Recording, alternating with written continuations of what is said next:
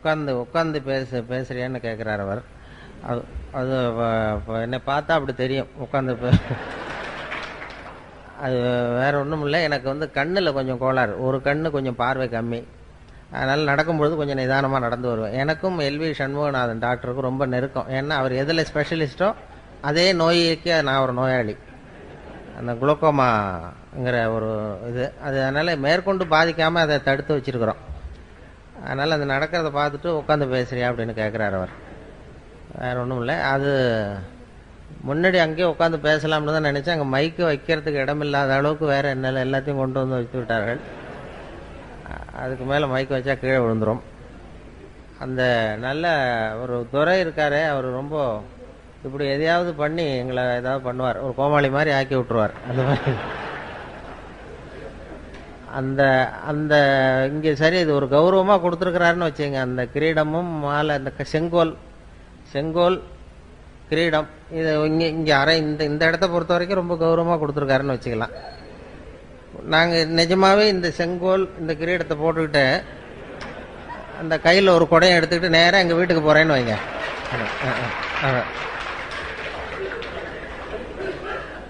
அங்கே மரியாதை கிடைக்குமா?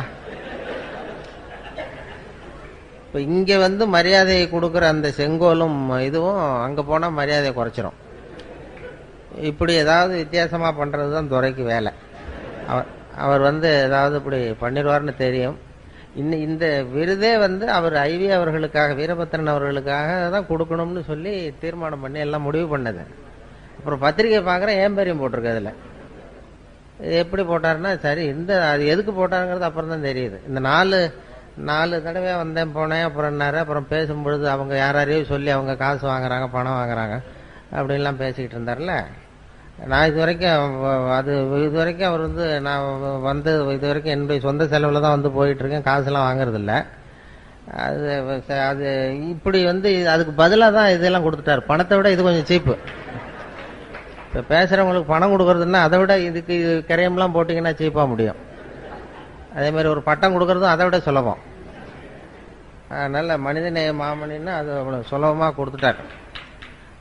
அதனால் இப்போ இது மூலமாக சுத்தமாக காசு இல்லைங்கிறத மறைமுகமாக சொல்லிட்டார். இதான் விஷயம். இப்படி என்ன வந்து ஒன்றும் இல்லாதவனை ஆக்கி அவர் இதே தான் பண்ணுறார். எல்லாம் இது மட்டும் இல்லை, மற்ற கூட்டங்கள்லையும் ஏதாவது பேசணுன்னா தஞ்சாவூருக்கு வந்திருந்தார். அங்கே முக்கியமானவங்களாம் வந்திருந்தாங்க. அங்கே உள்ளவங்கள்ட்டையும் இவர் வந்து பணமே வாங்க மாட்டார் சார், காசு வாங்க மாட்டார் சார். அவர் மேடையில் ஏறி கொடுத்தாலும் வாங்க மாட்டார், நீங்கள் கொடுத்தாலும் வாங்க மாட்டார்னு பகிரங்கமாக அறிவிச்சிட்டார். உண்மை என்னன்னா, நான் கேட்டாலும் அவர் கொடுக்க மாட்டாருங்கிறது தான் உண்மை. அது சும்மா நான் வந்து ஒரு தொழில்முறை பேச்சாளர் கிடையாது, வெளியில் போய் விதமாக பேசுறதும் கிடையாது, அது மாதிரி பழக்கம் இல்லை. சும்மா ஏதோ வந்து கொஞ்சம் வேடிக்கையாக ஏதாவது சில ஜோக்கெல்லாம் சொல்கிறது வழக்கம். வேற ஒரு குறிப்பிட்ட தலைப்பில் பேசிலாம் பழக்கம் இல்லை. இப்போ ஒரு மற்ற பேச்சாளர்கள் மாதிரி அவங்கெல்லாம் ஒரு தொகை கேட்குறாங்கன்னா அந்த தகுதி அவங்களுக்கு இருக்கு, நீங்கள் எதை பற்றி வேணாலும் பேச முடியும். இனிமே என்னுடைய வாழ்நாள் பூரா பொன்னாடை தேவைப்படாதுன்னு நினைக்கிறேன். அந்த அளவுக்கு கொடுத்துட்டாங்க. பொதுவாக பொன்னாடை வந்து எங்கேயும் அதிகமாக நான் அதிக கூட்டத்துக்கு போகாததுனால எனக்கு பொன்னாடைகள்லாம் யாரும் போத்துறதில்லை. எதுவும் வேணாங்கிறது பொன்னாடையும் வேண்டான்னு விட்டுருவாங்க. அது மாதிரி பண்ணிடுறது. அந்த இருந்தாலும் இது ஒரு அன்பு. ஈரோட்டுக்கு வந்தால் அந்த இது மாதிரி பொன்னாடை கொடை இதெல்லாம் நிறையா கிடைக்குது.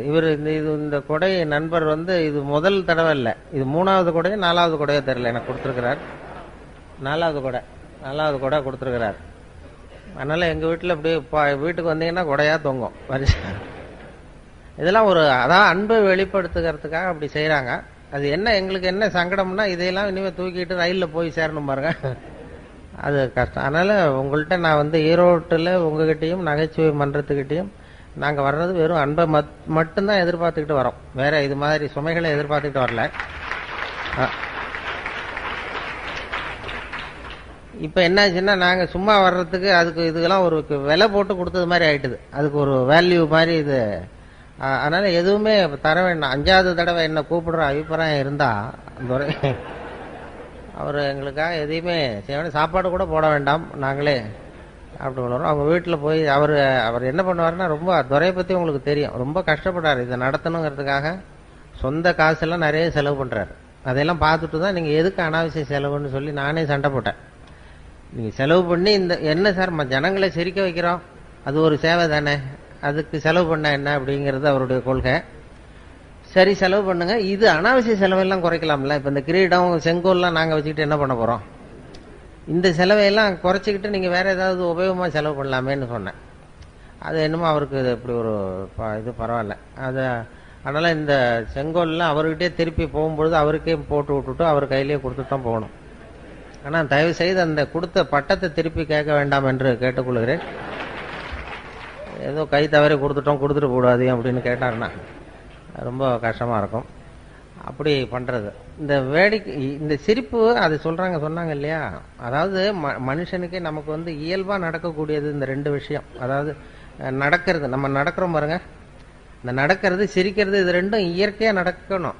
அதுக்கு வந்து இப்போ நம்ம உடம்புல இருக்கிற உறுப்புகள்லாம் சரியாக வேலை செய்யறதுக்கு அந்த காலில் மட்டும் பாதத்தில் அழுத்தம் கொடுத்தா போகிறோம். அதுக்காக தான் அந்த பிரகாரத்தில் நடக்கிறது, வெளியில் நடக்கிறதுல. அது மனுஷன் வந்து சாதாரணமாக நடக்காமல் இருக்க முடியாது. அதனால் நடந்தால் போதும், உடம்புல இருக்கிற உறுப்புலாம் சரியாக வேலை செய்யுமா. அது எல்லாமே அழுத்தம் வந்து கால் பாதத்தில் போய் முடியுது. அது அப்படி இயற்கை வந்து அப்படி ஒரு அமைப்பை ஏற்படுத்தியிருக்கு. அதாவது பேட்டரி சார்ஜ் பண்ணுறது மாதிரி நடந்தால் போகிறோம். நாம் என்ன பண்ணிவிட்டோம், நடக்கிறதுக்கு பதிலாக வாகனங்களை கண்டுபிடிச்சிட்டோம். சைக்கிளு, காரு, அது இதுன்னு கண்டுபிடிச்சதுனால நடக்கிறது குறைஞ்சி போச்சு. இப்போ இயற்கையாக நடக்க வேண்டிய அந்த நடைங்கிறது இப்போ ஒரு எக்ஸசைஸ் ஆகிட்டுது. அது வந்து ஒரு நடை பயிற்சின்னு கொண்டு வந்துட்டோம். அதுக்கு ஒரு பயிற்சி கொடுக்கணுமா. நான் சாதாரணமாக நடக்கிற வேலை இது, ஒரு பயிற்சின்னு கொடுத்து அந்த உடம்பு ஆரோக்கியத்தை காப்பாற்ற வேண்டியிருக்கு. அதே மாதிரி தான் சிரிப்பும் இயற்கையாக நடக்க வேண்டிய ஒன்று. அதுக்கு இப்போ நகைச்சுவை மன்றம்னு ஒன்று ஏற்படுத்தி சிரிப்பை உண்டு பண்ணி உங்களுக்கு இதெல்லாம் பண்ணிக்கிண்டு வேடிக்கை காட்டி ஏதாவது பண்ண வேண்டியிருக்கு. இது சிரிப்புங்கிறது இயற்கையாக நடக்க வேண்டிய ஒரு இயற்கை கொடுத்துருக்கிற ஒரு விஷயம். இப்போ இந்த விலாக தொட்டால் சிரிப்பு வருதுல்ல, அது வந்து இது ஒரு மருத்துவ மையமா. இந்த விலாவில் தொட்டால் ஏன் மனுஷன் சிரிக்கிறாங்கிறத பற்றி ஆராய்ச்சிலாம் பண்ணாங்க. அது ஒருத்தர் ஆராய்ச்சி பண்ணி ஒருத்தர் சொன்னார், அது இந்த இடத்துல இருக்கிற மென்மையான நரம்புகள் அங்கே போய் முடியுது, மூளையில் சிரிப்பை உண்டு பண்ணுற இடத்துக்கு. அதனால் இங்கே வந்து தொட்டோம்னா அங்கே போய் சிரிப்பை உண்டு பண்ணுது. அதனால் விலாவில் மென்மையான நரம்பு வந்து முடியுது, இது தொட்டதும் அந்த செய்தி மூளைக்கு போய் சிரிக்கிறான் அப்படின்னு ஒருத்தர் கண்டுபிடிச்சார். அதுக்கப்புறம் வந்தவர் இன்னொருத்தர் அதை பற்றி தொடர்ந்து ஆராய்ச்சி பண்ணவர் கேட்டார், சரி நான் ஒத்துக்கிறேன், விலாவில் இங்கே தொட்டால் அந்த மென்மையான நரம்புகள் மூளைக்கு போய் சிரிப்பை உண்டு பண்ணுதுன்னு சொல்கிறீங்க, ஒத்துக்கிறேன். அது ஏன் நானே தொட்டுக்கிட்டா ஏன் சிரிப்பு வரலன்னார். அப்போதான் தெரிஞ்சது முதல்ல கண்டுபிடிச்சதும் பொய்ன்னு, தப்புன்னு. இப்போ என்னன்னா இது வரைக்கும் தெரியாத ரகசியம். அது மனுஷனை வந்து இந்த இடத்துல தொட்டா ஏன் சிரிக்கிறாங்கிற ரகசியம் இது வரைக்கும் யாருக்கும் தெரியாது. அது என்ன சொல்றாங்க ஒரு யூகத்தில், என்ன இது வந்து ஒரு மருத்துவ மையம், இயற்கை கொடுத்துருக்கிற ஒரு மருத்துவ மையமா. இது மாதிரி கிச்சு மூட்டியே நோய்களை குணப்படுத்திக்கலாம் சிரிப்பு உண்டு பண்ணி. இயற்கையாக உடம்புல ஏதாவது இந்த இடத்துல பட்டா சிரிப்பு வந்துடுதுல்ல, அது வந்து அதனால சிரிப்பும் நடையும் வந்து இயற்கையாக நடைபெற வேண்டிய ஒரு விஷயங்கள். அதுக்கு வந்து இப்போ ஒரு பயிற்சி, நடைப்பயிற்சி, அதே மாதிரி சிரிப்பு ஹியூமர் கிளப் அதெல்லாம் ஏற்படுத்த வேண்டிய அளவுக்கு நாம் வந்து இறுக்கமாயிட்டோம். மனசு இறுக்கமாயிட்டுது, டென்ஷன் ஆகிட்டுது. அதனால தான் இவங்களுக்கெல்லாம் வேலை. இப்போ 67 மாசமா நடத்த வேண்டியதாக போச்சு பாருங்க. அப்படி பண்ணி சிரிப்பை உண்டு பண்ண வேண்டியிருக்குது.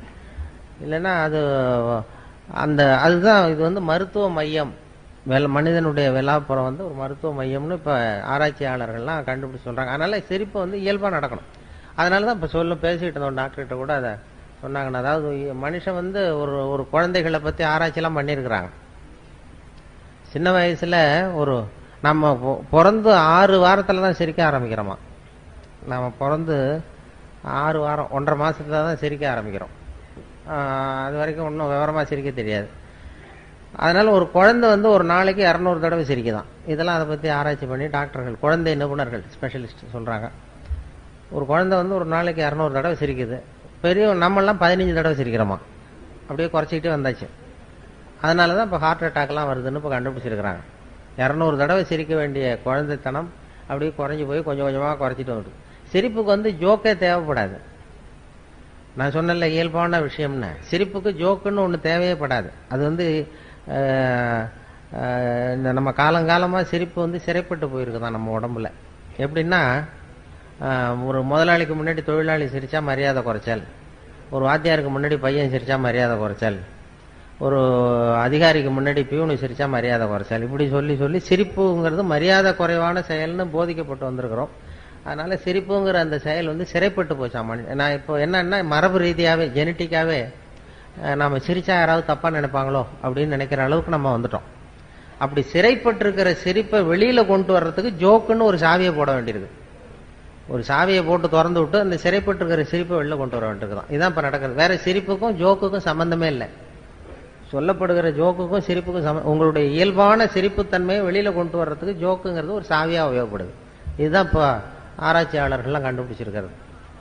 வேற சிரிப்புக்கு வந்து ஜோக்கு தேவைப்படாதுங்கிறத எப்படி நிரூபிக்கிறதுன்னா, வெறும் சத்தமே கூட சிரிப்பு உண்டு பண்ணும். ஒரு குழந்தை தொட்டில படுத்திருக்கு, அதுகிட்ட போய் இப்படி கையை தட்டுங்க சிரிக்கும். அது என்ன ஜோக்காது? வெறும் ஒரு தட்டுறோம், கையை தட்டுறோம், அந்த வெறும் சத்தம் வந்து சிரிப்பை உண்டு பண்ணுதில்ல, அதுதான் இயல்பு தன்மை, நம்மளுடைய இயல்பான தன்மை. ஒரு ரோஜா பூவை பார்த்தா சிரிப்பு வரணும், ஒரு வெளிச்சத்தை பார்த்தா சிரிப்பு வரணும், ஒரு சத்தத்தை கேட்டா சிரிப்பு வரணும், ஒரு குருவி கத்துறதை பார்த்தா சிரிப்பு வரணும். இப்படி சிரிச்சுக்கிட்டு இருந்த நாம இப்போ ஒரு ஹியூமர் கிளப்னு ஒன்று வச்சு ஜோக்கெல்லாம் சொல்லி சிரிக்க வைக்கிறது அவ்வளவு முயற்சி பண்ண வேண்டியிருக்கு. அந்த அளவுக்கு இறுகி போச்சு மனசு. அதனாலதான் ஹார்ட் அட்டாக் வருதுன்னு சொன்னேன். ஒரு சத்தம், ஒரு குழந்தைகிட்ட கிளுகிழப்பை ஆட்டுங்க, ஒரு குழந்தை மூஞ்சிக்கிட்ட சிரிக்குது, கிளுகிழப்ப சத்தம் அது சிரிக்கும். ஆனா அதே கிளுகிழப்பை ஒரு தாத்தா மூஞ்சிட்டு ஆட்டுங்க, கோவம் வந்துடும், அடிக்க வந்துடும். ஏதாவது குச்சி கிடந்தது மாதிரி கொடா இருந்துன்னா எடுத்து குத்தி விடுவாரு. ஏன் அப்படி இருந்தவர் அப்படி ஆயிட்டாரு. சின்ன வயசுல ஒரு கிளுகிழப்ப சத்தத்துக்கு சிரிச்சவர் அதே கிளுகிழப்ப சத்தத்துக்கு கோவப்படுற அளவுக்கு மாறி போயிட்டார். இப்படி இந்த மாற்றம் வரப்படாதான். வயசான காலத்திலே கிளுகிழப்ப ஆட்டினா சிரிக்கணும்.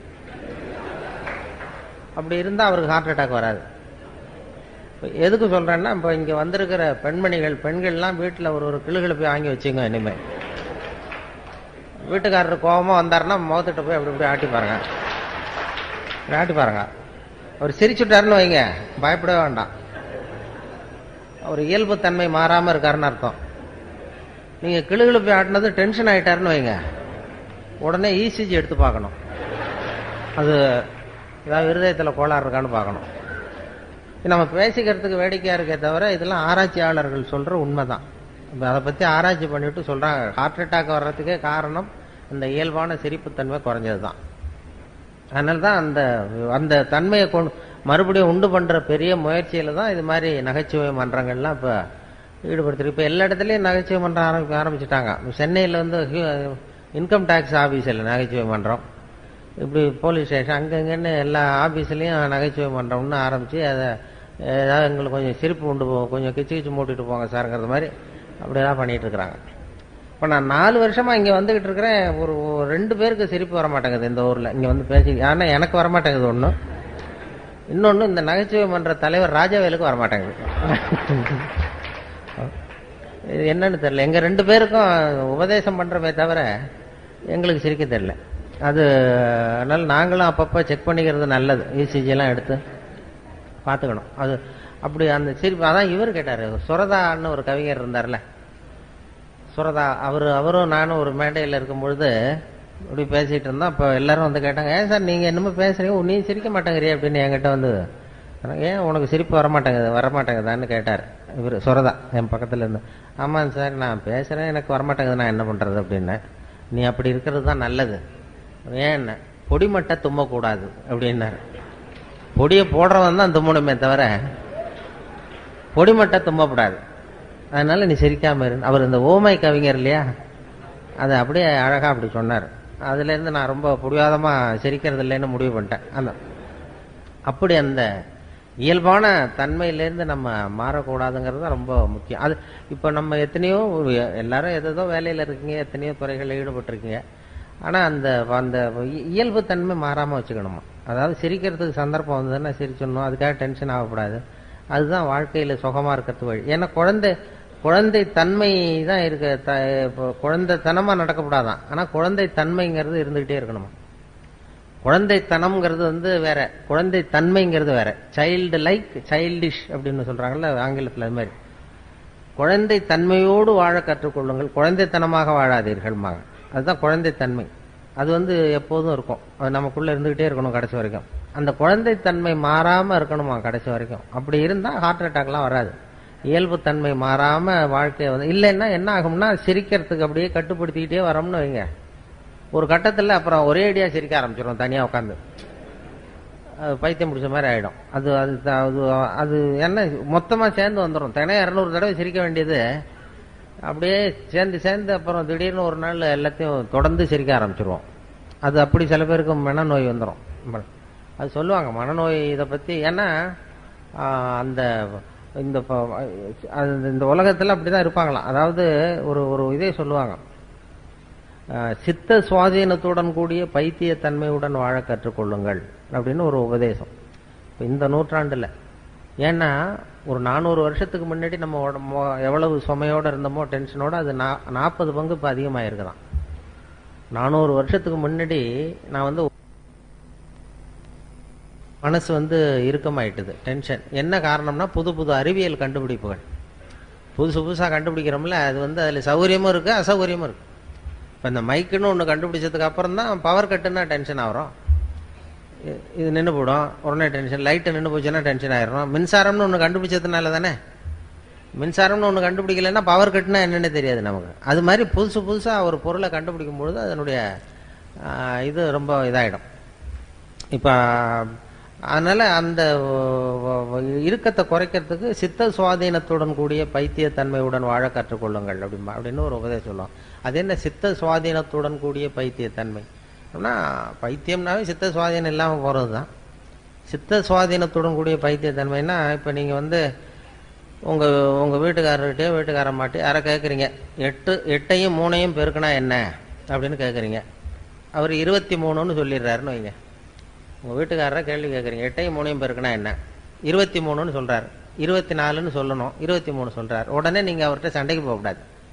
பரவாயில்ல, எங்கள் வாத்தியார் 24ன்னு சொல்லி கொடுத்துருக்காரு, உங்கள் வாத்தியார் 23ன்னு சொல்லி கொடுத்துருப்பாரு போல்ருக்கு, ஒன்று தானே வித்தியாசம். அதுவும் வாய்ப்பாட்டிலே எத்தனையோ எடிஷன் இருக்கு இல்லையா, பரவாயில்ல அப்படின்னு போகணுமா. இதுதான் சித்த சுவாதீனத்துடன் கூடிய பைத்தியத்தன்மை.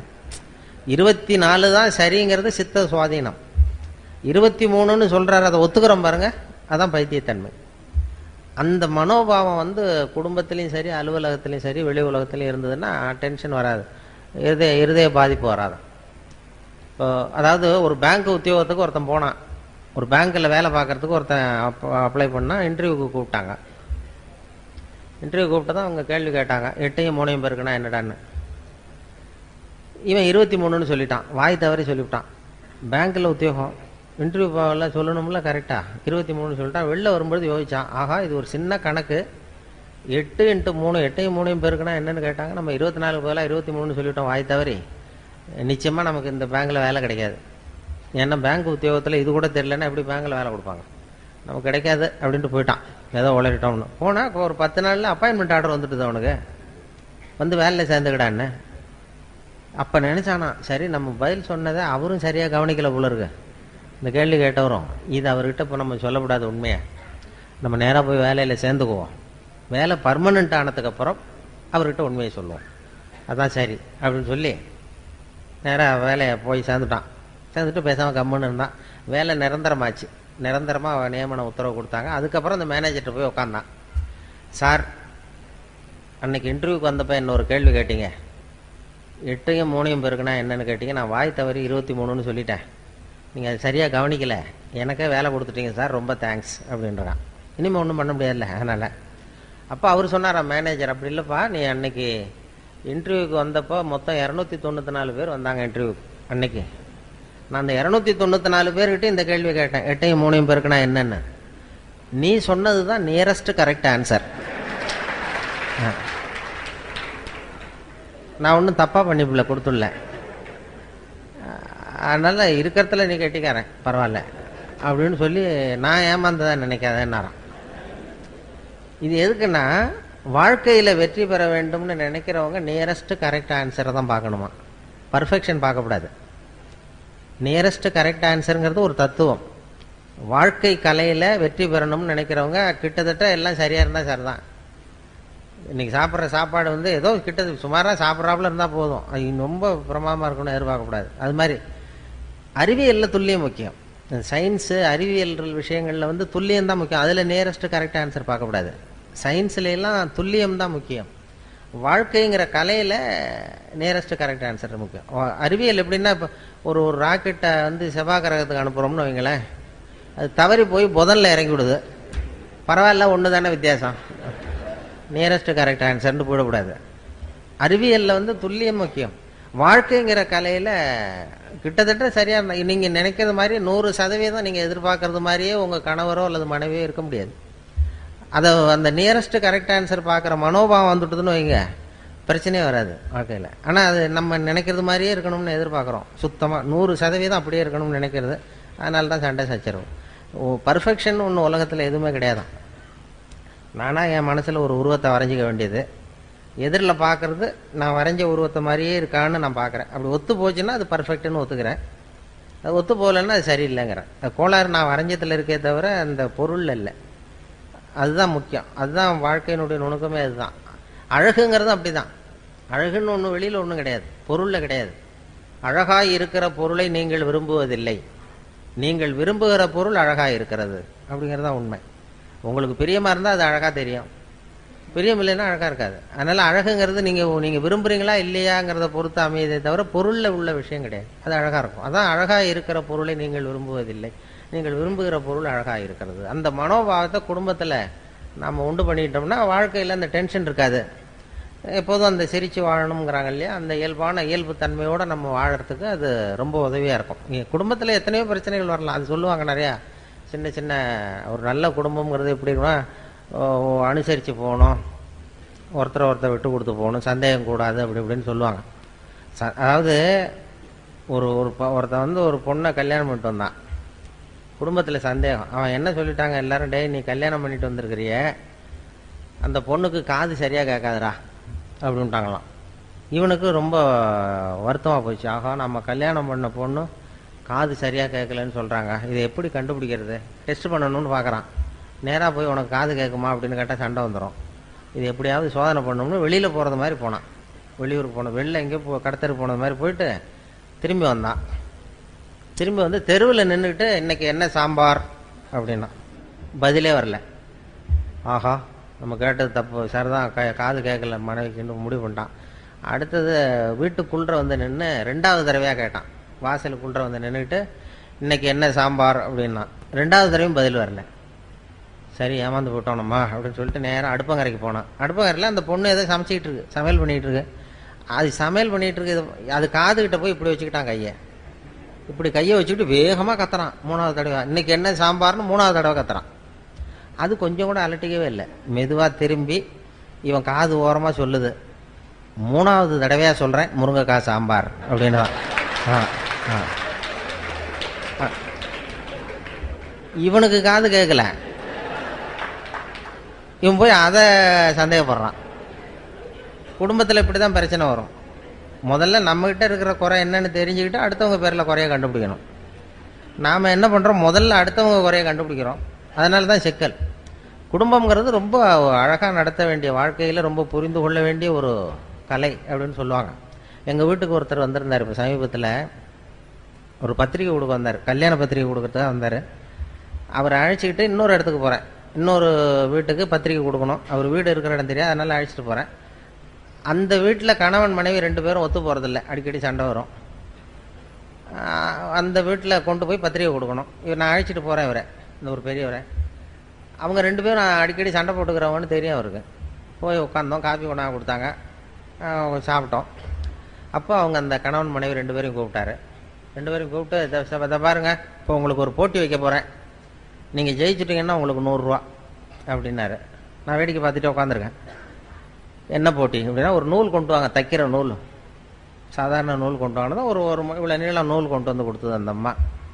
இந்த நூலை வந்து அறுத்துடணும், முடியுமா முடியாதா அப்படின்னு கேட்டார். இது என்ன பெரிய வேலை, இது அறுக்கிறது சாதாரண பட்டுன்னு இழுத்தா போயிடும், இதை அறுத்துட்டா 100 ரூபா அப்படின்னாரு. நான் இருக்கிறேன் 2 பேரும் வந்தாங்க, அந்த அம்மாவும் அந்த வீட்டுக்காரனும். நீ 2 பேரும் சேர்ந்து நீங்கள் ஒரு பக்கத்தை பிடிங்க, நான் ஒரு பக்கத்தை பிடிச்சிக்கிறேன், நான் இழுக்கிறேன், நீ இழு. நீங்கள் 2 பக்கமும் 2 பேர் சேர்ந்து அந்த பக்கத்தை பிடிச்சிட்டு இழுங்க, நான் பிடிச்சிட்டு இழுக்கிறேன், அறுத்துருங்க.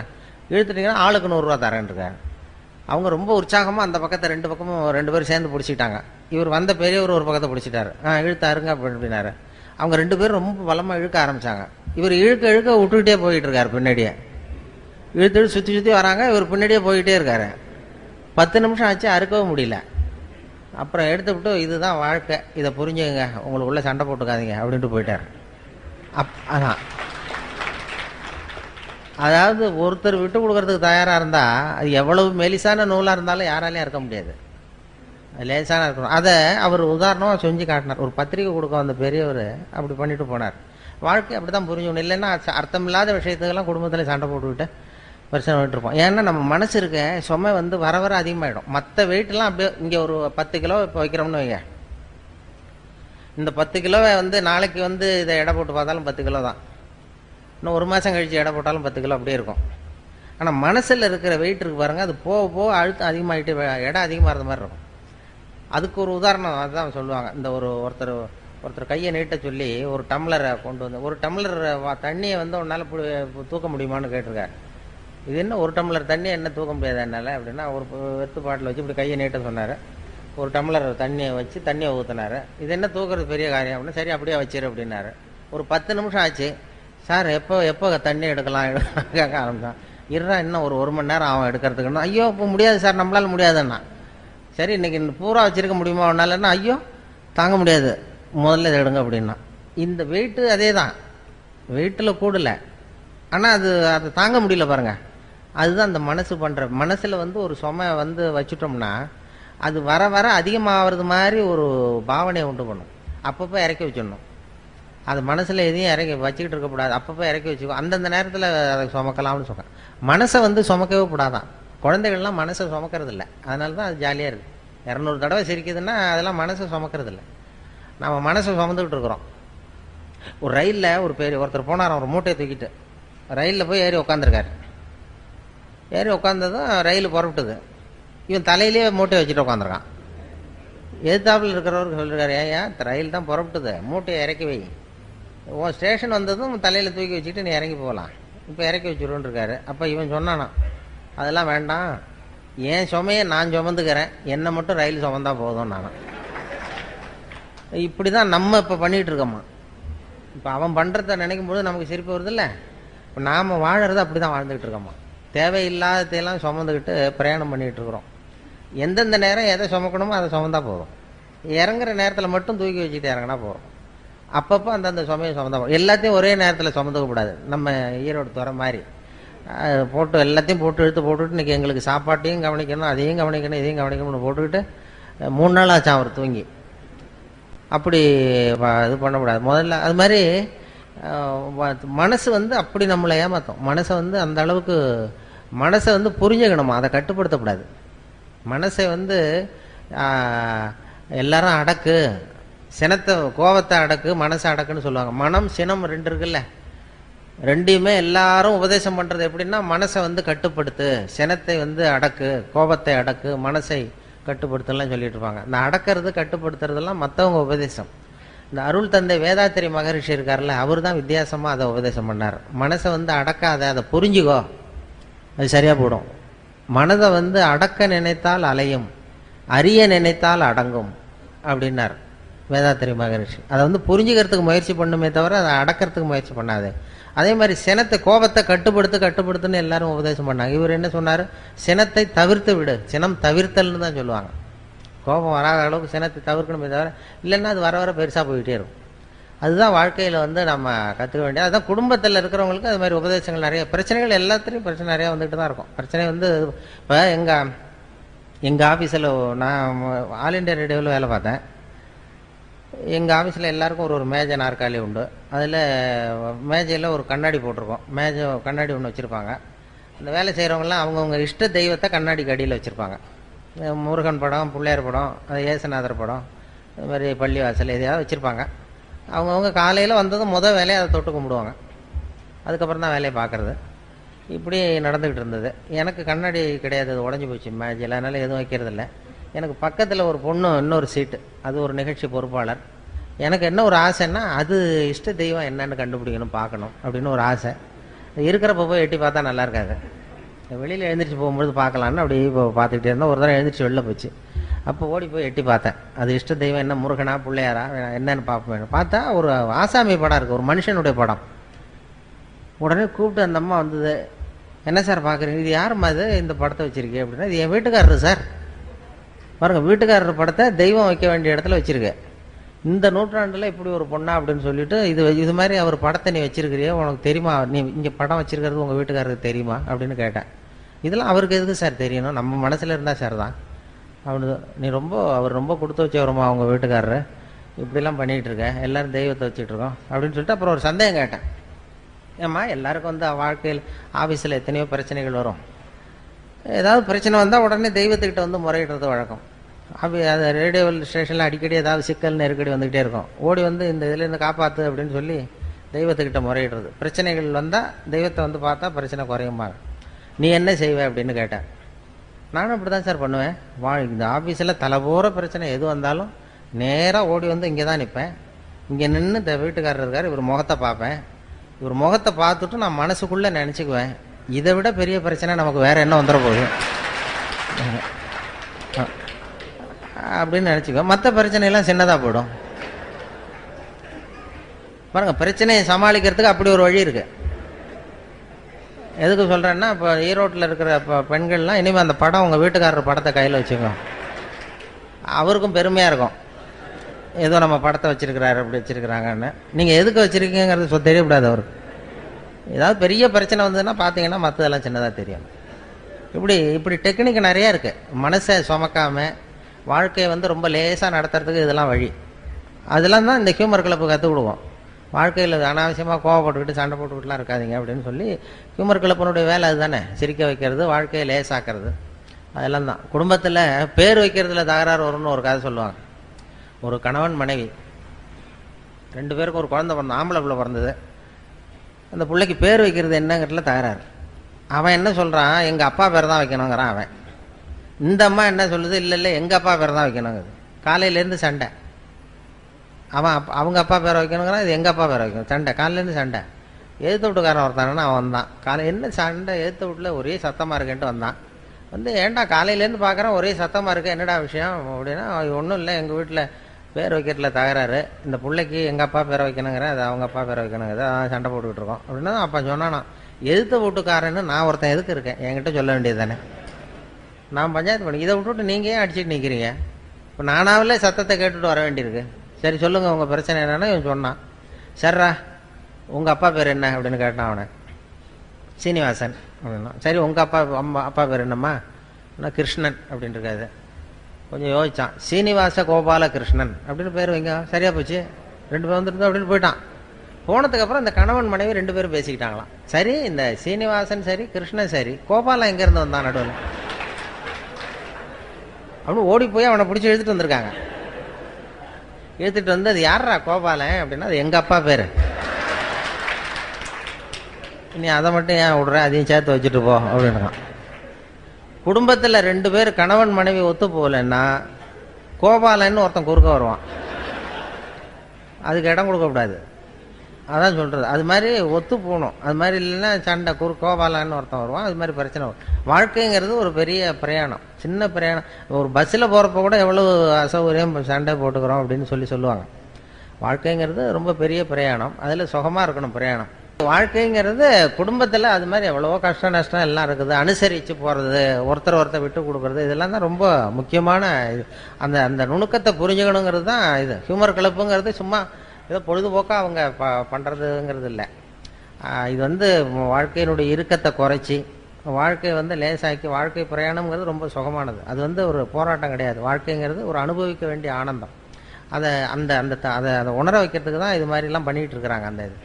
இதில் நிறைய அந்த நகைச்சுவை உணர்வுங்கிறது நம்ம எல்லாத்துலேயும் அதை பண்ணிகிட்ருக்குறோம். நம்ம இப்போ அந்த ரேடியோவிலையும் அதனால தான் அது கொஞ்சம் அந்த நிகழ்ச்சி கொஞ்சம் பாப்புலர் ஆனது.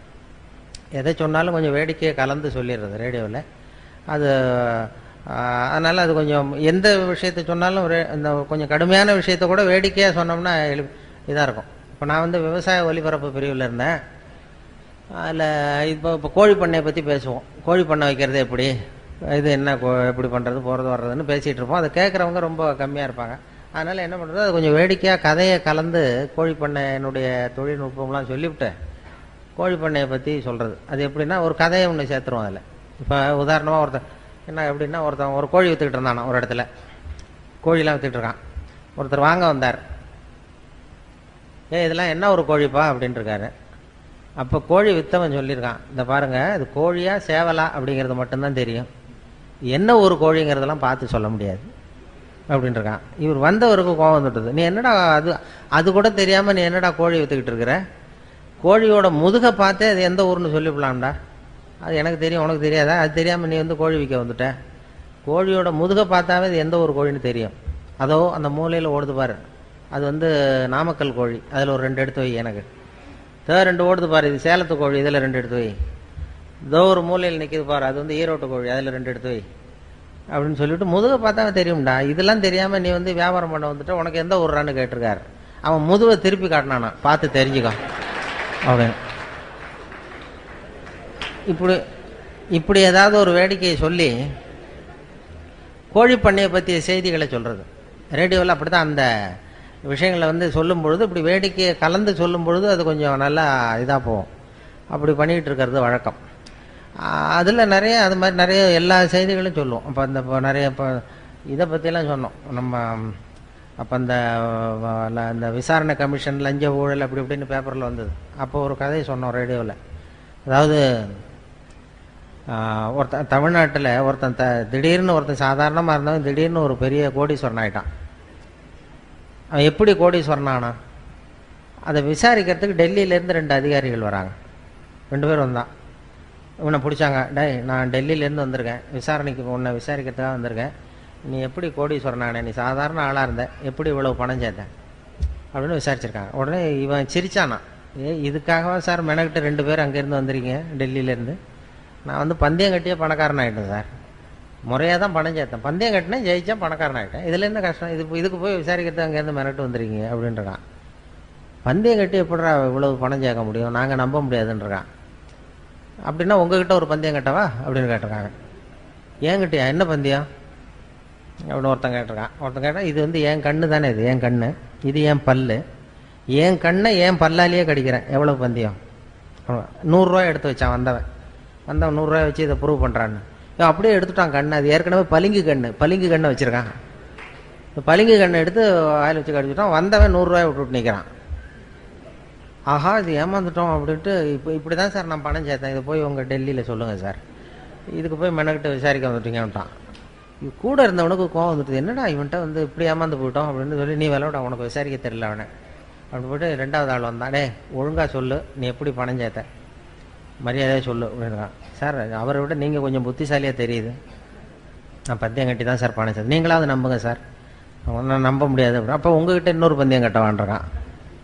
அதெல்லாம் முடியாதான் ஏமாத்திவிட்டியா அப்படி அவனை அப்படின்னா, இல்லை சார் அவர் ஏமாந்தது இது பளிங்கு கண்ணு, அதனால் ஏமாந்துட்டார், உங்ககிட்ட பணம் கட்டுறது நெஜங்கண்ணுலேயே கட்டுறேன், இது வந்து நெஜங்கண்ணு பளிங்கு கண்ணு கிடையாது, இந்த கண்ணை பல்லால் கடிக்க முடியுன்றான். அவன் ஒரு 100 ரூபாய் எடுத்து வச்சானா, வச்சது அப்படியே பல் செட்டை கட்டினான் தனியாக,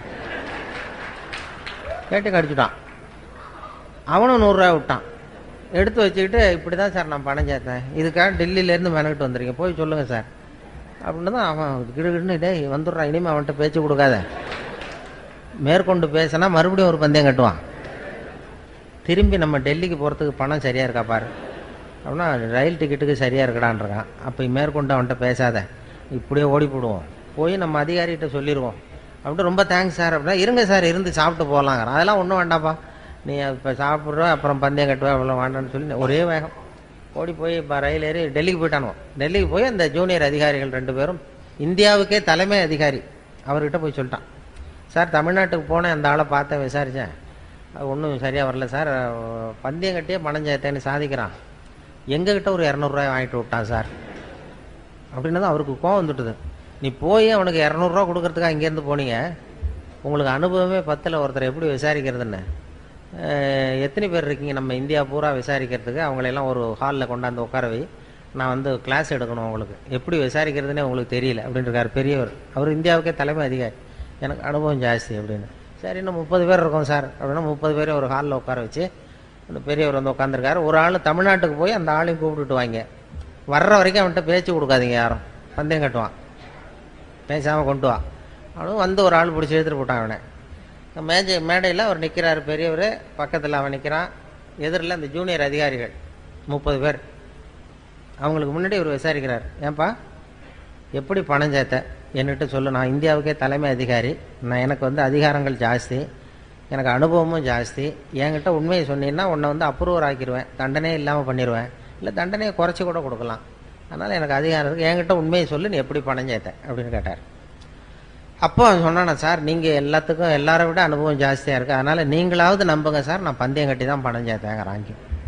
நம்ப முடியாதான்ருக்காரு. அப்போ உங்ககிட்ட ஒரு பந்தயம் கட்டவா அப்படின்றான். அங்கே தலைமை அதிகாரி, என்னடா என்னட்ட அதெல்லாம் வேண்டாம்டா, எங்கள் ஆளை ஏமாற்றிப்பிட்டியா அப்படின்ட்டுருக்காரு. வேண்டாம் சார், உங்கள் ஆளை ஏமாத்தினது வேற, அது வந்து என் உடம்பை பற்றின ரகசியம், என் கண்ணு பளிங்கு கண்ணுங்கிறது அவருக்கு தெரியாது, ஏமாந்துட்டார். என் பல்லு வந்து பல் செட்டு கட்டியிருக்கேங்கிறது அவருக்கு தெரியாது, அதனால் ஏமாந்தார். இப்போ நான் உங்ககிட்ட பந்தயம் கட்டுறது உங்கள் உடம்பை பற்றின ரகசியம், என் உடம்பை பற்றி வேண்டாம் அப்படின்னா. என் உடம்புல என்னடா ரகசியம் இருக்கார் அவர். ஒன்றும் இல்லை சார், இப்போ முதுகில், உங்கள் முதுகில் இடுப்புக்கிட்ட 1 ரூபா அகலத்துக்கு கருப்பாக ஒரு மச்சம் இருக்குது, உண்டா இல்லையா அப்படின்றான். இல்லைன்னு தெரியும் அவருக்கு. இல்லைடா அப்படின்ட்டுருக்காரு. நேற்று வரைக்கும் இல்லை சார், இந்த வினாடி இருக்குது, இந்த நிமிஷம் இருக்குது, மச்சம் இருக்குது அப்படின்னா. இதை நீ நிரூபித்து காட்டுறான்னு 100 ரூபா எடுத்து வச்சார். இந்த பெரிய இவனும் 100 ரூபா வச்சான். சட்டையை கட்டி காட்டினார், மச்சம் இல்லை, ஏமாந்துட்டான். இவன் ஏமாந்து போயிட்டான். உடனே அந்த பெரியவர் 200 ரூபா எடுத்து வச்சுக்கிட்டு, தோழர்களே இப்படி தான் விசாரிக்கணும், என்ன இருந்தாலும் எனக்கு அனுபவம் ஜாஸ்தி, இப்போ என்கிட்ட தோற்று போட்டான் பாருங்க இவன் அப்படின்னு சொல்லிட்டு இருக்காரு. அப்போ இவன் சொன்னானா, சார் நிஜமாகவே இந்த பந்தயத்தில் நீங்கள் ஜெயிச்சுட்டீங்க, இந்த பந்தயத்தில் உங்களுக்கு வந்து 200 ரூபா லாபம் ஒத்துக்கிறேன், ஆனால் இதே பந்தயத்தில் எனக்கு 2900 ரூபா லாபம்ன்றான். என்னடா பண்ண அப்படின்ட்டுருக்காரு. உங்களுக்கு தெரியாமல் இந்த 30 பேர்கிட்டையும் தனித்தனியாக ஒரு பந்தயம் கட்டியிருக்கேன். என்ன பந்தயம்டா கட்டினேன்னு கேட்டிருக்காரு.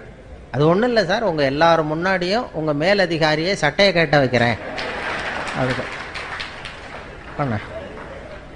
அவன் விட்டான், வந்துட்டேன் சார் அப்படின்னு தான் அவர் அசந்து போயிட்டார். உடனே சாரை கொண்டு போய் பக்கத்தில் ஒரு ரூமில் உட்கார வைங்க, இனிமேல் அவர்கிட்ட யாரும் பேசாதீங்க அப்படின்னு சொல்லிவிட்டு, அப்புறம் வந்து தோழர்களே இனிமேல் யாரும் தமிழ்நாட்டு பக்கம் விசாரிக்க போகாதீங்க, நீங்கள் போகிறதுனா மத்திய பிரதேசம், உத்தரப்பிரதேசம், இப்படி ஏதாவது ஒரு பிரதேசத்துக்கு போங்க, தமிழ்நாட்டுக்கு போய் விசாரிக்க போனால் விசாரிக்க போனவனும் பணத்தை கொடுத்துட்டு வர வேண்டியிருக்கு அப்படின்னு சொன்னார்னு சொல்லி சொன்னோம். இது பத்திரிகையில் வந்த சில முக்கியமான செய்திகளை வச்சுக்கிட்டு வேடிக்கையை கலந்து ரேடியோவில் சொன்ன ஒரு செய்தி. ரொம்ப சீரியஸாக அமலாக்க பிரிவுலாம் வந்து போய்கிட்டு இருந்த நேரத்தில் கடுமையான விஷயத்தை அந்த நகைச்சுவையை கலந்து வேடிக்கையாக சொல்லும் பொழுது அது ரொம்ப சுலபமாக ரீச் ஆகிட்டுது. அதை யாரும் அப்படியே செய்தி அப்படியே ஒளிபரப்புறதுக்கு தடையாக இருக்கும். அது பெரிய சிக்கல்லாம், சட்ட சிக்கல்லாம் வரும். இந்த நகைச்சுவையை கலந்து கதையாக சொன்னதும் இதில் யாரும் சட்ட பிரச்சனையை உண்டு பண்ண முடியல. அதுதான் அந்த சிரிப்புக்கு நகைச்சுவைக்கு உள்ள மரியாதை. அது எவ்வளோ பெரிய கடுமையான விஷயமா இருந்தாலும் இப்படி வேடிக்கையாக கலந்து லேசாக சொல்லிவிடலாம். அப்படி ஒரு வேல்யூ உண்டு அதுக்கு. அதனால தான் அது மாதிரி அந்த நகைச்சுவை உணர்வை வளர்க்கணுங்கிறது தான் நகைச்சுவை மன்றத்தினுடைய நோக்கங்கிறது. அதனால் இப்போ இது எப்படி முடிக்கிறதுன்னு பார்த்தேன். அதுக்கு இன்னும் அறிகுறி இது வரைக்கும் தெரியலையே அப்படின்னு பார்த்தேன். இப்போ தான் 2-3 பேர் கொட்டாய் விட ஆரம்பிச்சிருக்கீங்க. அதனால் அது முடிக்க வர்றது நல்லதுங்கிறது ஒரு அறிகுறி. ஏன்னா அது சொல்லுவாங்க, அந்த சகிப்புத்தன்மைக்கு ஒரு எல்லை உண்டு இல்லையா. சகிப்புத்தன்மைன்னு ஒன்று இருக்குது. சர்வதேச சகிப்புத்தன்மை ஆண்டுன்னு ஒன்று கொண்டாடினாங்க. சகிப்புத்தன்மை, அதுக்கு ஒரு கதை சொல்கிறது உண்டு. ஒரு டாக்டர் இது மாதிரி இருந்தால், டாக்டருக்கு ரூமுக்கு வெளியில் வரிசையாக பெஞ்சு போட்டிருந்தான். 40 பேர் உட்காந்துருக்கான் டாக்டரை பார்க்கறதுக்கு. 40 பேர் சட்டையை கட்டி சுருட்டி வச்சுருக்கான் பக்கத்தில், மேல் சட்டையை. 40 பேர் வாயிலே 40 தெர்மாமீட்டர் இருக்குது. தெர்மாமீட்டரை வாயில் வச்சுட்டு அப்படியே உட்காந்துருக்கான் எல்லாரும், 40 பேரும் யூனிஃபார்மாக. அப்போ ஒருத்தன் விரல் ஆணி அடிச்சிருக்கான், இதில் காலண்டர் மாட்டுறதுக்கு விரலில் சுத்தியல் பட்டு போச்சு, நசுக்கி போச்சு. உடனே வந்து, சிஸ்டர் இந்த விரலில் ஏதாவது மருந்து வைங்கன்றிருக்கான். மருந்து அது நீ சட்டை கேட்டு அப்படின்ட்டுருக்க அந்த அம்மா. இல்லை இது விரல் தானேன்ருக்கான். இல்லை எல்லாரையும் பாரு. எல்லாம் சட்டையை கட்டிட்டு உட்காந்துருக்கு. சரி உட்கார் அப்படின்னு சட்டையை கேட்டினா. உட்காந்தான். வாயை அப்படின்னு திறந்தது தெர்மாமீட்டர் வச்சுட்டு ஓடி போச்சு. இப்போ விரலை பார்த்துக்கிட்டே தெர்மாமீட்டர் வாயில் வச்சுட்டு யோசிக்கிறான், இது எதுக்கு தெர்மாமீட்டர் வச்சு பார்க்குறாங்க. சரி இது எல்லாரும் அவனுக்கும் விரல் நசுங்கியிருக்கான்னு பார்க்குறான். எட்டி பார்த்தா அவன் விரல்லாம் நல்லா இருக்கு. சரி எப்படிறான்னு கேட்கலாம்னு பார்த்தா வாயை திறக்க முடியல அவனுக்கு. இவனுக்கு முன்னாடி 40வது ஆள் இருக்கான், அவனும் வாயை திறக்கணும்னு பார்க்குறான், முடியல. இந்த 40 பேரும் வரிசையாக 40 கதையோட உட்காந்துருக்கான். சட்டையை கட்டி வச்சுருக்கான். பலூன் மாதிரி உப்பிருக்கு, கண்ணு செவந்திருக்கு, பலூன் மாதிரி வாய் உப்பிருக்கு, பேச முடியல. என்ன பண்ணுறதுன்னு அப்படியே சகிச்சுக்கிட்டு உட்காந்துருக்கான். ஒரு 15 நிமிஷம் கழித்து அந்த நர்ஸு ஓடி வந்தது. நர்ஸு ஓடி வந்து எல்லா தெர்மாமீட்டரும் எடுத்துக்கிட்டு அவங்கவுங்க பேர் எல்லாத்தையும் குறிச்சிக்கிட்டு அப்படியே அப்புறம் போய் டாக்டர் ரூமுக்கு ஓடி போச்சு. அதுக்கப்புறம் இவன் ஆரம்பித்தான், இந்த 41வது ஆள், உலகம் ரொம்ப கெட்டு போச்சுப்பா, எதுக்கு தெர்மாமீட்டர் வச்சு பார்க்குறதுன்னு ஒரு விவசாயம் இல்லாமல் போச்சு. விரலை நசுக்கிட்டு வந்திருக்கிறேன், இதுக்கெல்லாம் தெர்மாமீட்டர் வச்சு பார்க்குறாங்க. ரொம்ப அக்கிரமம், அநியாயம், இதுக்கெல்லாமா சட்டையை கேட்டு சொல்கிறேன், நான் விட போகிறதில்ல, இது உண்டு இல்லைன்னு பார்க்க போகிறேன்னு கத்துறான். அப்போ இந்த 40வது ஆள் சொன்னான் பொறுமையாக, இந்த பாருப்பா, இது சர்வதேச சகிப்புத்தன்மை ஆண்டு, சகிப்புத்தன்மையை இந்த இடத்துல தான் நீ கற்றுக்கணும். இது மாதிரிலாம் ஒரு அசட்டுத்தனமாக இது மாதிரிலாம் துள்ளாத, கொஞ்ச நேரம் மரியாதையாக வாழை சுருட்டிட்டு உட்கார், இப்படிலாம் கத்தாத அப்படின்றான் இந்த 40வது ஆள். அப்படி சொன்னதும் இவனுக்கு இன்னும் கோவம் வந்துட்டுது. நீ எனக்கு இவ்வளோ புத்தி சொல்கிறியடா, நீ எதுக்கடா வந்தேன்னு கேட்டிருக்கான். நான் தபால் கொடுக்க வந்தவையா?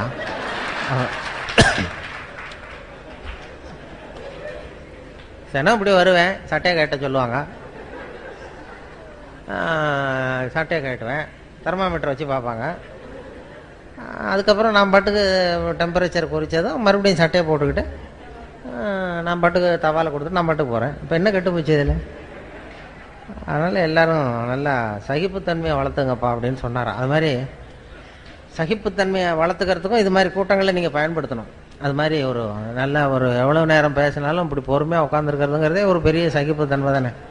அதனால் அது ஒரு பெரிய விஷயம். ஏன்னா பேசுறது பேச்சுங்கிறது பெருசு தான், ஆனால் மௌனம் அதை விட பெருசும்பாங்க. பேசுறது இந்த பேச்சாளர்களுக்கு அது ஒரு பெரிய இது வந்துடும். அப்படி வந்த ஏன்னா சில பேர் ஆரம்பிக்கும் போது தெரியும், முடிக்க நேரம் போகிறது பேசுகிறவங்களுக்கு தெரியாது, உட்காந்துருக்கிறவங்களுக்கு தான் தெரியும். உங்கள் முகத்துலேருந்து தான் கண்டுபிடிக்கணும். அதை கண்டுபிடிச்சி அப்படி பண்ணுறது வழக்கம். ஏன்னா சுருக்கமாக இப்போ எதையும் பேசுகிறவங்க எழுதுகிறவங்க தேவைக்கு அதிகமாக வளர்த்தாதீங்க அப்படின்னு பேராசிரியர் கல்கி சொல்லுவார். அதாவது ரேடியோ ஸ்டேஷன் ஆரம்பித்த காலத்தில் அவர் வந்து பேசியிருக்கார், கல்கி வந்து பேசியிருக்கார் ரேடியோவில். அது இன்னும் பதிவு பண்ணி வச்சுருக்காங்க சென்னையில். அதில் அவர் சொல்கிறார், தேவைக்கு அதிகமாக எதையும் வளர்த்தாதீங்க எழுதுகிறவங்க பேசுகிறவங்க அப்படிங்கிறதுக்கு ஒரு உதாரணம் ஒன்று சொல்கிறார். என்ன உதாரணம் கல்கி சொல்கிறாருன்னா, ஒரு உதாரணம், ஒரு நாள் காஞ்சிபுரம் உபய வேதாந்த தேசிக சுவாமிகள் தன் வீட்டு வேலைக்காரன் குப்பனை கூப்பிட்டு, அடை குப்பா, நீ உடனே ஸ்ரீபெரும்புதூர் ஓடிப்போய் திருவேங்கடாச்சாரியை சந்தித்து திருக்குடந்தையிலே இருந்து இங்கே வந்திருக்கிற திருநாராயண ஐயங்கார் சுவாமிகள் திருக்கோவில் ஆராதனைக்கு திருத்துழாய் எடுத்து திரும்புகையில் திருக்குளத்தில் திருப்பாசி வழுக்கவே திருவடி தவறி விழுந்தார் என்று சொல்லிவிட்டு வா அப்படின்னு எழுதினாராம். சொல்லிவிட்டு என்ன சொல்லிடுவியா அப்படின்னா, சொல்லிடுறேன் சாமின்னு இருக்கான் குப்பை. என்ன சொல்லுவ அவர்கிட்ட, என்கிட்ட ஒரு தடவை சொல்லி காட்டு அப்படின்னாரு. என்ன சார், கும்மோன் தாசாமி குட்டையில் விழுந்தான்னு சொல்லணும், அவ்வளோதானே. அப்போ கல்கி சொல்கிறார், அந்த சிறுகதையின் இலக்கணம் குப்பனுக்கு புரிந்திருக்கிறது, உபய வேதாந்த தேசிக சுவாமிகளுக்கு புரியவில்லை அப்படின்னா. அதனால் அந்த இலக்கணம் வந்து பேசுகிறவங்களுக்கும் தெரியணும், எழுதுகிறவங்களுக்கும் தெரியணும். தேவைக்கு அதிகமாக வளர்த்தாதீங்கோ அப்படிங்கிறது அவர் சொல்லியிருக்கிற அறிவுரை. இல்லைன்னா உங்களுக்கு தான் கோபம் வரும் எல்லாம் பண்ணுறது. ஏன்னா நான் ஒரு அடையாளம் வச்சுருக்கேன், எப்போ எங்கெங்கே எப்படி எப்போ முடிச்சுக்கிறதுங்கிறத. என்னை வந்து சென்னையில் இந்த எல்கேஜி யூகேஜி பிள்ளைங்கள்ட்ட கூப்பிட்டு போய் பேச விடுவாங்க. யூகேஜி எல்கேஜி பிள்ளைங்க அங்கே போய் காக்கா கதை நரி கதை ஏதாவது சொல்லிகிட்டு இருப்பேன். அப்போ அவங்க பொறுமை இழக்கிறது எப்போன்னு எப்படி கண்டுபிடிப்பேன்னா, அடையாளம், அந்த வரிசையில் இருக்கிறவன் தரையை கீறுவான் லேசா அப்படி, இல்லைன்னா பக்கத்தில் இருக்கிறவன ஒரு குத்து குத்துவான், ஒரு பென்சிலால் குத்துவான். அதாவது அவன் பொறுமை இழக்கிறான்னு அர்த்தம். அதாவது போதும் நிறுத்திக்கோன்னு நமக்கு சிக்னல் இது. இல்லைன்னா அம்மா ஞாபகம் வந்துட்டுது, அல்லது பிள்ளைக்கு பசி வந்துட்டுது, அல்லது அம்மா ஞாபகம். அதனால் குழந்தைகளுக்கு அதுக்கு மேலே வளர்த்துறது, அதை வச்சு முடிச்சுக்குவேன். அது ஒரு அழகான அடையாளம். அது அந்த குழந்தைகள்கிட்ட பேசும்பொழுது, இப்போ ஸ்கூலில் பேசும்பொழுது ஹைஸ்கூல்லாம் கொட்டாய் விடுவாங்க, ஒரு 10 பேர் வாயை திறக்கிற வரைக்கும் பார்க்குறது முடிச்சுடுறது. காலேஜ்னால் விசில் அடிப்பாங்க, அந்த கடைசியிலேருந்து விசில் வரும், அடித்தா முடிச்சுக்கோ இதுதான் மரியாதை அப்படின்னு அர்த்தம். அதுக்கு அப்படி ஒரு இது, அதுக்கு ஒன்றுக்கு சிக்னல். எதுக்கு சொல்ல வர்றேன்னா, எனக்கு ரொம்ப பிடிச்சது சென்னையில் இந்த பென்ஷனர் அசோசியேஷன் ஒன்று இருக்குது அண்ணா நகரில். அதில் எல்லாம் 80 வயசை தாண்டினவங்க, எல்லாம் பழைய காலத்து ஜட்ஜு, நீதிபதிகள், பழைய காலத்து போலீஸ் அதிகாரிகள், பழைய காலத்து கலெக்டர்கள், இவங்கெல்லாம் இருக்காங்க. அதில் எல்லாம் 80-90 வயசு, ஒரு காலத்தில் பெரிய உத்தியோகத்தில் இருந்தவங்க. அவங்கெல்லாம் கூப்பிட்டு என்ன பேச விடுவாங்க. அப்போ அந்த ஆன்மீக விஷயங்கள் தான் அவங்களுக்கு பேசணும்னு பேசுவோம். அப்போ தான் எனக்கு டைம் லிமிட்டு கிடையாது, எவ்வளோ நேரம் வேணாலும் நான் பாட்டு பேசிகிட்டே இருப்பேன். அவ்வளவு பேரும் எவ்வளவு நேரம் ஆனாலும் அசையாமல் என்னையே பார்த்துக்கிட்டு இருப்பாங்க. அது என்ன காரணம்னா, காது கேட்காது.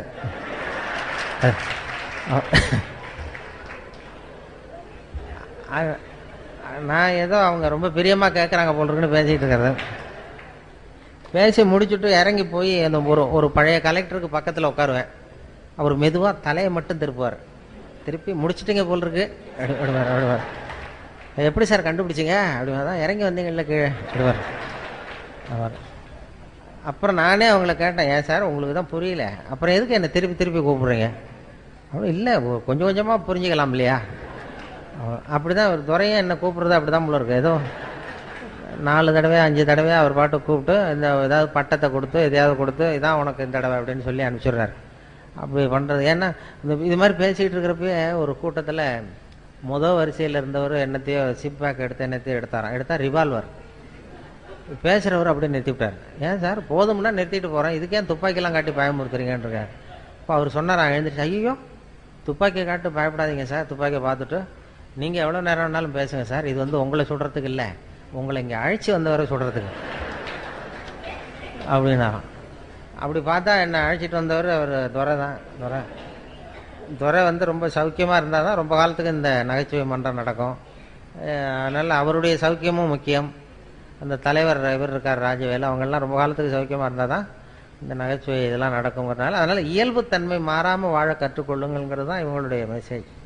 நம்முடைய இயல்புத்தன்மையிலேருந்து மாறாத வாழ்க்கையை லேசாக எடுத்துக்கிட்டு போவோம். இப்போ நான் வந்து உங்களுக்கு பெரிய உபதேசம்லாம் பண்ணுறதுக்காக வரல, அந்த தகுதியும் கிடையாது. அந்த இயல்புத்தன்மை மாறாமல் ஒரு மனுஷனுக்கு 200 தடவை குழந்தை இயல்பு சிரிக்கிற தன்மை இருக்குன்னு சொன்னேன் இல்லையா, அந்த இயல்புத்தன்மை உங்ககிட்ட இருக்கான்னு ஒரு மணி நேரமாக சோதனை பண்ணி பார்த்தோம்.